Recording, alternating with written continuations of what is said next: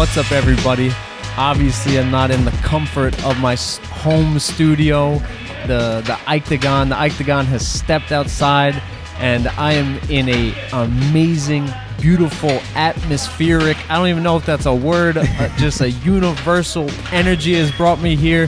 Thank you, Xavier. Thank you, Hansel. Thank you, all the wonderful people that put Warriors Nation in Dumbo, Brooklyn together. It's incredible. One of their rising stars. It is an army. One of their ascending generals. I would say current captain. He's a coach. Coaches the MMA classes here at Warrior Nation. Again, Dumbo, Brooklyn. Amazing academy. Forward thinkers. There's no cobwebs in the ceiling. It is a fresh gym. We're on one side of it. It is a great gym. Get your grappling, get your striking, get your mixed martial arts in. Oh yeah, and I'm being joined by NEF champion Marco CaliJitsu Berreondo. Yes, I hope sir, I said it correctly. No, you definitely did. My brother. We had a long story. Maybe we'll do like a documentary in the future. But for now, he's got a fight next week, February 3rd. Yes, Schenectady, New York, not Brooklyn, upstate New York, in the woods, where he's going to bring out his outer beast. Man, that was a long-ass intro. How you doing, brother? No, I'm doing great. But I need water after that. The fight will be in New England, in Portland, Maine. Oh. Yeah. Wait, where was the Schenectady? That's going to be Cage Wars in April. Oh, my God. Yeah, but we could jump into that, too, if you want. Oh, my God. He's going to be the king of New England. He might fly overseas, be the king of old England. My man, Marco. Thank you. Dude, you're living the dream. Yeah. Day by day. Trying. I respect you. You are a calm killer. Thank you, brother. You've relaxed me, just your presence. And usually I'm the low RPM guy. You, my friend, are a lower RPM guy. Your heart rate's probably like 25 when you sleep. But how you feel, man? How long was the camp? How's training been? And take me through that. Honestly, I feel great, bro. It's the most certain I felt about my striking, my grappling, and just all above my mixed martial arts. Camp has been going good. So basically, since I started MMA, it's constantly just camp after camp after camp. So not really off of camp, but I did go to... That's par for the course, though, right, at this stage? No, for sure, definitely. I feel like, if you push that pedal to the metal, once you reach that, high, level, as far as, the UFC, PFL, anything of that sort, I feel like it'll become natural, because a lot of times I'll meet certain people or train with certain people. They'll see my day-to-day go-to, and they'll be like, yo, you're already living like a pro. So, and then I didn't think nothing of it until I went to other facilities. I see how certain people train and stuff of that sort, and you kind of take into consideration, hey, what are you doing on your downtime? Are you building that mind, right? Because it's not just striking and it's not just grappling. What are you fueling yourself with and stuff of that sort? But as far as camp, I did go to California. I was just gonna ask. Yeah, so I did go to California for a month, and I was at Dan Henderson's. So never heard of him. Oh, really? No. Play, man. H-bomb, baby, right? But so I was down there with Dan Henderson, and Trevor Wells as well was there helping me. Joe Stevenson was a great guy over there too. Joe was really big on the jiu-jitsu scene, so he was just really helping me with my grappling, my escapes, all that stuff. And he would run a lot of the MMA practices, and I just all above just got really good work over there. Came back, jumped back into camp with the family here at Warriors Nation, having some high-level guys come in and out, going to Law MMA out there in Long Island, sparring with those guys. Really good work. Shout out to Steven. Shout out to Tom, too. He's going for a title. He's, just truly grateful. Tom Fitz? Yes, exactly. Tom Fitz, yeah. I'm just truly grateful to be able to experience and just expand martial arts. Even if it's not just fighting them, expanding technique, right? Sharing that, because once you give everything away, you have more space for more. Amazing. So I believe you are who you are. It just depends on what you want to water. Do you want to water the bad plants? Do you want to water the good plants? And that's what's grow. My man, you got a forest of good-natured, amazing energy inside of you. Thank you, brother. Man, what has been the biggest change? Met you 2019. Yes. Now we are 5 years later. Yep. What's been the plants that you've been watering? So as far as change, it's funny because it's like those little micro adjustments, right? I read this book called Atomic Habits, and it talks about it, that 1%. Reading books, respect to you. Yeah, that's one of the hardest things to do. Oh, man. I mean, I'm not going to lie. Like, don't get me wrong. I'm not spiritual about it either, you know? But it's like something that, like, I think philosophy has such a big part in martial arts. You know, you look at Bruce Lee, right? You like, another good guy that, like, talks about it himself is Israel Adesanya, right? He talks about not being a stupid fighter. Right? He said that right after a fight. He goes, I'm not a stupid fighter. I don't come from a bad family. I don't come from a poor family, none of that sort. He comes from a line of doctors, right? And that's the thing. You don't have to just go out there and brawl. You don't have to take, just strikes, or you don't have to go out there and give them a fight, right? If you're a martial artist, you can mix it and just execute with some precision, you know, and beauty in the art, right? So just above all, just changing my mindset, because once you feed the mind, then, you know, everything else just kind of falls into place, right? But as far as my goals is just continuously just, you know, I had a talk with Joe Stevenson, so let's bring him up again, right? And we were all warming up there for pro practice and pro training and stuff. And he goes, hey, like, he starts asking the guys, like, what do you fight for? Like, what do you feel? What's that aggression you feel when you fight, you know? Like, because everybody fights for a different reason, right? Some people want to be Hollywood. Some people, you know, want the money. Some people care about, you know, being the biggest badass in the whole, you know, UFC and all that good stuff, right? But it took me some time to realize why I was fighting, right? Why I wake up every day, why I go train, why you do those extra sessions, right? Why do you overwork yourself? Why do you, you know, go and hurt yourself like other people like to see it? Like other people from outside that don't do it view it that way, right? But, you know, apart from everything, I think, like, fighting for me has become a love, a passion. Like, it's become my day-to-day thing, right? Like, I don't view it as man, I gotta wake up and go. You know, it's kind of like, hey, these are investments, right? You wake up every day going to work to what? Save up for something you want to buy. So same thing, right? You're waking up, you're going, you're staying disciplined for training, like, you know, for your fights. And I think, like, that's the best way to enjoy the fruits of your labor. So that's just pretty much it. Just kind of just staying focused. Seems like you're really enjoying the journey. Oh, dude, I love it. I love it. You know, like, I'm 5-3 right now, and dude, you met me since day one, and you've seen what I've gone through, like decisions. I've gotten choked out in 45 seconds, you know, and it's like you submit yourself to the sword, and I feel like it just flips that switch for you. You know, it's whether, hey, fuck, I just got embarrassed in 45 seconds. I don't think this is for me. Or is it, hey, those 45 seconds could have been the full 3 rounds, right? Because that's the way to lose, right? If you're going to lose with the fight. Right? You know, like, it's just certain things. You know, my dad said it the best way, because he walks up to me after that fight. He goes, that's the stupidest loss I've ever seen you do. Wow. And I was angry. I'm like, oh, what are you telling me right now? I just finished the fight. I respect it. Not everybody gives it to everybody straight. Yeah, and it's like, and that's what I'm super grateful for, because who's the guy that hugs me every time, win or loss, right? He hugs me and tells me, you know, hey, you know, like, even when I fought Nazar Dimes, right? Great fight. Respect to him. Kudos to him and everything he's been doing, you know. But I lost by decision that fight.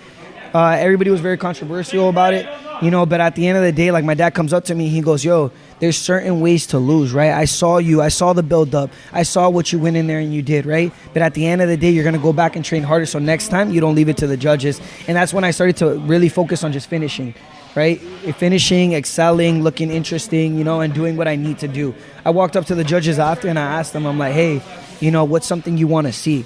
Let me know what you guys want to see, because that's what I'm about to give. I'll cater to you guys, you know, because that's exactly what you want to do when it comes to facing judges as well, you know. Incredible. Again, we're being joined by CaliJitsu, a.k.a. Marco Berreondo, fighting next Saturday, February 3rd in New England, Portland, Maine, yes, sir, against Nate Dorr, defending that NEF title at NEF 56. Yes, sir. I already know it by your social media. I've already known it from our previous interviews how much your dad means to you. Been there from day one, obviously. Definitely. Yeah, of course, has to be there if he's your dad. Yeah. But was it hard convincing him about the career choice?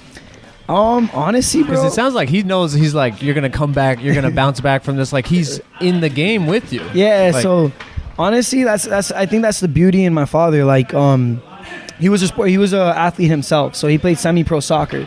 So, like, You know, respect. Yeah, so like he would wake up, and I know it's not the same thing as fighting, but like I respect him a lot for it because the discipline he carried. Like even when I was little, he would wake up in the morning, 5 a.m., wake me up. He'd go get us donuts, right? Like he'd take me to Dunkin' Donuts, and then we'll go straight to the field. He'll be warming up. I see him in the field, then he'll play his game. Then after that, we'll go and do our stuff. Then he'll train again and stuff of that sort. So I think that definitely planted the seed.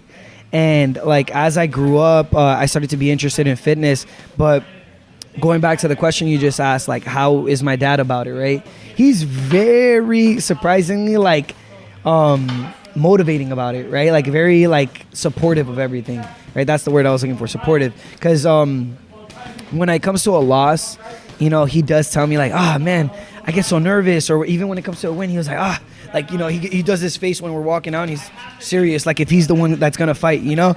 And so, like, I feel him tense, and sometimes I'll give him a little, hey, Dad, don't worry. I'm going to go out there and I'm going to take care of business. I've been training for this. You know what I mean? So just like he's very supportive, but also he's my best critic. And I'm super grateful for that because anybody can come up to you and be like, you know what, Ike, you did good out there. Keep trying, buddy. You know, but if somebody comes up to you like, yo, Ike, look, this is what you did wrong. I think this is Probably where don't want to hear it in the moment, but you need to hear it. Dude. And I think the best thing is having your father, like, I don't say mother because sometimes they're a little softer on you, you know, but having your father tell you that, like, man to man, like, hey, brother, like, this is what you're doing, you know? And that's the kind of bond I have with him. So very supportive of that, man. Incredible. I mean, I'm a big believer in like taking the baton from the previous generation, our parents, and then pushing it forward. Like, definitely, I want my son and daughters to climb up on my shoulders and their life to be easier. Definitely, it's like that's why we're grinding. Yes. So, man, now that I know that, I'm learning a little more about Senor Berreondo. Yes. It's like, dude, you already had that regimen instilled in you. Definitely. That like sports regimen, not just like he's an amazing office worker and he's like faxes the best. Like, bro, he had that athlete mindset. Definitely, I didn't know that. Yeah. So my money's on you to get to the UFC, PFL, like one championship. Brother. Let's effing go. Yeah, that's what I'm looking forward to. What I wanted to ask was, dude, New York, I feel, is a little late to the party on the bantamweights, the flyweights, the featherweight. Actually, now I sound like an idiot. Obviously, Aljo is holding it down in the UFC. Definitely. Marab is next, but the next wave, the Cali wave, like, bro, I like you mentioned Tom, Edwin, yourself, Marcus Reed. There's like New York is probably gonna have like a hotbed for bantamweights. Definitely. Have you ever thought about, like, oh my God, I sparred once with this guy, I gotta see him? Or can you talk to the promoter and be like, no, I'd rather fight the guy from Jersey, Connecticut, like, I'm not in this, but you're in this, and this is probably real conversations you gotta have with your coaches. Most definitely. So as far as that question, when it comes down to it, you just gotta be able to do whatever it takes to get to where you want to be, you know? And I respect it. Yeah, and at the end of the day, like, when you go out there and fight, I think if you fight with anger or emotions, it's not a true fight, right? It's a brawl at that point, right? You're not doing martial arts. Look at Bo Nickel. That dude treats, he wants to treat it like a Tom Brady. Yeah. Like, that whole emotional brawler is a thing in the past. Yep. Now with the Bo Nickel, it's martial arts Berreondo, like, treating it like sport martial arts, like a lifestyle, not like drink, get drunk, and go have a street fight. Definitely. I respect your mindset. You're ahead of your time. Thank you, brother. I appreciate that. But like, again, going back to that question, honestly, I'm willing to fight anybody, bro. You want to be the best, you got to fight anybody, anywhere, anytime. Like, you know, at the end of the day, I don't want to fight a 0-3 guy. I don't want to fight like a 1-3 guy. Like, I don't want to fight a debuter. No, give me somebody that's going to give me work. You know, I say I'm good, right, and I'm doing good things. Come and stop me. Come and show me why I'm not good, right? So, because if you say you're about it, be about it, right? And at the end of the day, respectfully, like, anybody who wants it can get it, you know? And that's not shit talking. That's just facts, you know? And there, this is going to sound weird, but in my mind, there might be some, like, respect factor. Like, I like you. I respect you so much. Yeah. Let's have a crack at it. Yeah, like, for sure. I'm sure you and your boys wrestled on the front lawn. You guys watch a UFC event. And now it's like, it's to the nth degree of doing that, like getting in a cage, signing a contract, like, dude, 5 years, it might be some chaos in New York. Imagine some boy you trained with 5 years ago. You guys are MSG. Hell yeah. Big arena. Oh, my God. I would love that. Bro, incredible. It's just like, this journey is incredible that you're on, man. And I'm Thank you, brother. very blessed to be able to jump in and out of each story. And it's like, really track to your story. Humble dude, hard worker. Thank you, brother. And just grinding, man. And I like what you're doing. You're not folding. I talked to you after the adversity hit, and even keel, same positive attitude. Is that from your dad? Is that from your teammates? Like, is that from your fiance? Congratulations, by the way. Thank you, I appreciate that. Who picks you up if you have a hard day of practice? Honestly, bro, like, I think that toughness just comes through, like, everything I've been through. You know, like Sean Strickland said it the best way, just childhood trauma, baby. You know, that's the best fucking dose right there. You know, everybody needs a little childhood trauma. Wait, I was like, what did he say the best? Yeah, no, he said a lot of shit, but that's one of the ones that stuck, you know. And if you think about it, bro, it's true. Like, you know, for like, you know, a little like note drop on my past life. I used to be like a Hispanic gangster in California and stuff like that. Like I've done those deeds, you know, somebody fucks up, you got to do what you got to do, you know, so on and so forth. I've been fucked up, you know, so. And on top of that, like, just, again, childhood trauma, right? You go through all these things, and it's a mental toughness, right? I think everybody needs to feel pain at least one time in their life, right? It's just fucking reality. And what you want to do with that and how you cope with it is entirely up to you, right? I feel as if that question that you asked is a very good question as well, because I don't really, like, rely on anyone, you know? Like, it's like, what are you going to do if one day you're walking and you get fucking depressed, you know, and you're looking around, nobody's there, and you're just, you know, like, you can't wait on nobody but yourself. Count on yourself, you know? Wow, I couldn't agree more. I told somebody, my nephew, yes, who is trying to strive to be a pro ball player, maybe nice. get in some like single A system, hustle, be that walk-on story, you know, that you hear with Michael Chandler. For sure. And I told him, dude, it might even be your mom who loses faith in your dream. Yeah. It's up to you to believe in this dream. Most definitely. And it's like, dude, you said, like, yeah, it's beautiful to have great energies around, but it's like, if you don't believe in your dream, nobody's gonna believe in it for you. Yeah, and not to cut you off or anything, but even like a big thing that I was living by when I was, like, you know, off of these losses that I lost by decision, you know, like, a big thing I was telling myself is I think I was lacking that faith or belief in myself, right? And a big thing that I was saying a lot, you know, when I was training was, how do you expect other people to believe in you if you barely believe in yourself? True. You know, like, and it's just, it's a really big factor, because you can be the best striker on pads. You can be the best jiu-jitsu guy on the mats in your house, right? In your own gym, right? But when it comes down to it, it's like, gotta be ready for it, bro. Yeah. And you were saying this off air, that you got dirt on everybody. No, I'm just kidding. You're saying, like, the mental game is so important. Dude, I couldn't agree more.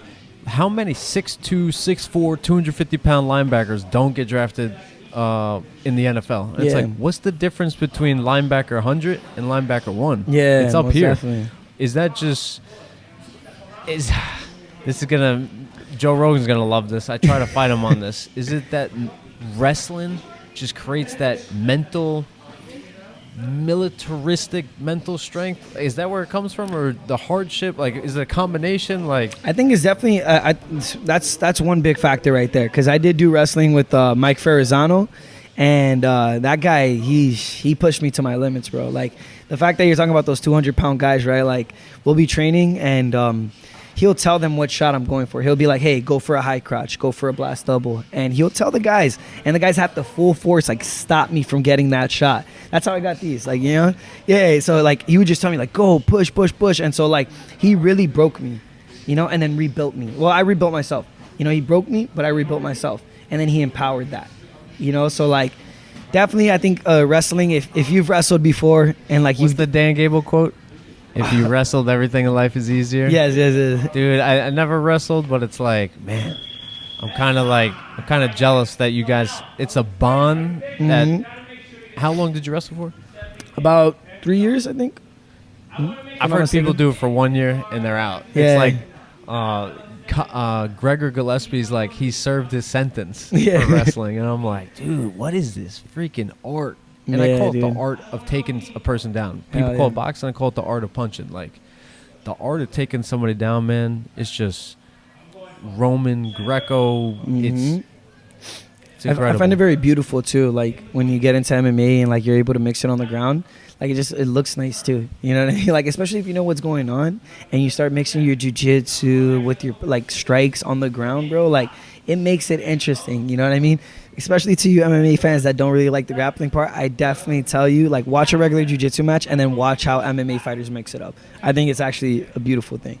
Thank you, Charles Oliveira, man. Like Good, yep. if that guy isn't the poster boy for how like jiu-jitsu can be so beautiful Yep. in MMA, or even Khabib with the ground and pound. Definitely that sambo style, you know? Dude, I respect it. But you aren't just a grappler. You clipped your opponent, dropped him in your last fight. Beautiful highlight on your Instagram at CaliJitsu. CaliJitsu. CaliJitsu. That's right. Check it out. Follow Marco. He's a great follow. Very funny dude. He's cool, calm, killer, but he's also sneaky funny. Thank you, bro. Talk to me about your striking, man. How was that process of coming from the hard-nosed wrestling background to now opening up, winning belts in jiu-jitsu, and now you're dropping opponents? What the hell? Talk to me about the stylistic transition. So it was a little tough, you know, because as a wrestler, we kind of give those cholo elbows right here, you know, all the time, you know. And so it was a little hard transitioning, but with the right coaches directing me the right way, like I had Coach Xavier, being able to help me with my striking. You would say those extra days, you know, we would have those extra sessions, working on footwork, working on the very basic stuff that I feel as if sometimes you show up to MMA gyms and they expect you to know, right? Because I think the biggest thing above all was learning how to move after a strike, right? You land anybody can land 1 to 2 punches, right? But after those 2 punches, what are you doing, right? You're sitting down on that center line, you're still getting cracked, you know, all that good stuff. Another big shout out to Joan Guzman, our boxing coach here at Warriors. It's freaking amazing. Dude fought at HBO main events, man. His fights are on TV. It's crazy. Definitely, dude. What a coach! And he doesn't. He what does he say? He says, "I don't play boxing."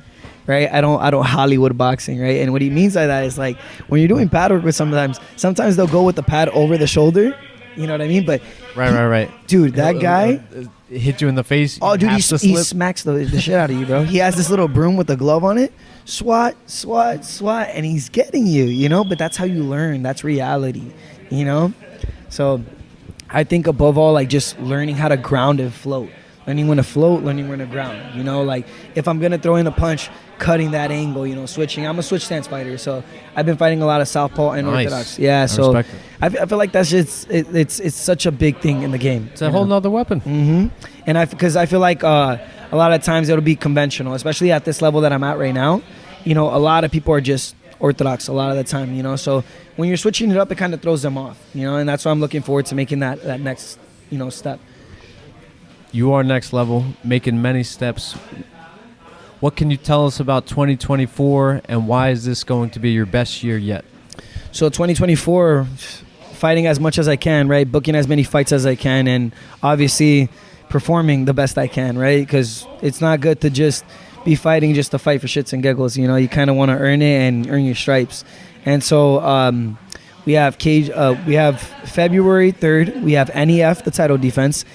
April, I have Cage Wars, right? You know, we're talking about some good stuff. There's a big rumor. Yeah, a big rumor about a strap. Historic rumor for New York martial arts. And then we have like another one in May. But if you guys know about MMA and NYC, then I think you guys would know about ROC. You know, so we're hopefully looking at that as well, trying to just stay active the whole time. Yeah, and maybe some super fights too. But above all for this year, just staying busy, staying consistent. I feel the worst mistake you can make, especially at an amateur level, is taking 3 months, 4 months, 5 months in between fights. It's pointless, especially at this level, because you lose nothing, right? And you're not getting freaking knee to the face, elbow to the face. So man up, do your time, and then go to the big boys, you know, because there is no fun being the guy at the top, especially in amateurs, guys. Like I've seen it. I'm looking at Tapology because I do check that stuff, because obviously if I check it, who else isn't checking it, right? And I'll notice a lot, like these guys are like 40, 30, holding it down for amateurs, bro. Go pro. You know what I mean? Like, you know what I mean? Like, it's not to down talk them either. Everybody starts at a different time, but from what it looks like, you guys have been fighting for years. Like, what's going on? You know? That might be me. All right. I'll turn pro already. I'm sorry, Marco. Oh my God. Anything you want to add? Sponsorships, gear, shout out to anybody. Yeah, Let it for rip, sure. brother. So I just want to shout out Silo Realm. Also, Teep Territory has been with me for a while now. Like, we're working on jiu-jitsu gear, all that good stuff. Is that the yellow outfit? Yes. Dude, the Bruce Lee looking outfit. Territory, let's go. I really like it. And another big shout out to Evolution Elite, right? He helps me with my recovery. Yeah, that's pretty, I think. Oh, and Drink Element Tea too. LMNT. The salt, it has sodium, keeps you hydrated, and it also helps me with my weight cuts. Any caffeine? No, not at all. Oh, man. It's just to hydrate caffeine. you. Once you have kids, you'll understand. Dude, I started replacing pre-workout with coffee. It's my dude. I look forward to every morning. Yeah. Like I'm live a clean lifestyle. Like you get excited about coffee. Yeah. Are you like a coffee? What do you call it? Like addict? Like of course, but Or a connoisseur? Yeah. Like, so what's your dark roast medium? Roast? Dude, hell no. My girl, yes, right? Like she'll tell you the whole Starbucks menu, the secret menu, all that stuff. She'll be like, "Oh, you're this type of guy. You get this coffee," you know? I'm not like that. Like I'll take a simple coffee. Excuse me, sorry. A little honey, a little sugar, nothing. No, before it used to be honey and black coffee. You know, but now it's like if you get the good stuff, it'll usually taste good just like that. You know? When all the dust settles, your hand is raised, you keep that belt. What's the first thing you want to eat? Oh, dude. There's a couple things, but definitely off of the top. Let's keep it PG. Korean barbecue. The wings. Is it umami? You're like, Korean what now? Nah, definitely Korean barbecue. I'm going to call you Marco Strickland. Nah, but if I start talking with the voice, you know, like, Yeah. yeah. I don't even know. A little bit of extra dose of trauma. Got any new content we should look out for? You working on any ideas? Oh yeah, definitely. Like I really want to start like vlogging and doing funny stuff. Yes. I'm really into that stuff. And what else? I'm also going to be dropping a lot of clothes this year, guys. So be on the lookout for that. I know I had one shirt that was supposed to come out as a purple shirt, and it was taking a little while just because manufacturers, designers, all that stuff. But they are coming in right after this February 3rd fight. And then after that, I'm going to be dropping hoodies, bandanas, beanies, socks, just different stuff. Let me ask you. Yeah. Would you rather be sponsored by your favorite gear company or sponsored by your favorite fashion clothing company? Ooh, that's a really good question. And the only reason why, right? The only reason why is because I love wearing gym attire. I'd much rather dress like this, right? Sweats, a tee, a hoodie, right? Than being dressed up all nice, right? But if I could get like one specific sponsor, it would. I feel like fashion's your passion, man. Oh no, definitely. I love fashion, bro. I'm really into it, right? I'd probably pick Nike just because they got the dunks, they got the cargo pants now, the snow breakaways, all that good stuff. Let's go, Nike. But enough promotion because we ain't got that contract yet. Right, exactly. Cover the sponsors. Oh my God! Again, February 3rd, Portland, Maine. Yep. Nate Dorr, Marco Berreondo, the bantamweight title.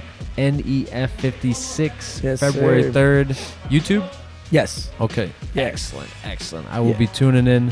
My brother, thank you for inviting me to your wonderful temple, Thank aka you, brother. Warriors Nation. If I think I could do. Yeah, a little W. Let's go, Warriors Nation. Represent. sir. Shout out to Xavier. Shout out to Hansel. Shout out to Carlos Rodriguez. Man, God bless you. Good luck God to bless you too, brother. Stay elevated. Let's get it. Hell yeah, Our bro. year. Hell yeah, man. Thank you. Love you, bro. Marco. Love Talk you to you too, soon, brother. brother. Peace.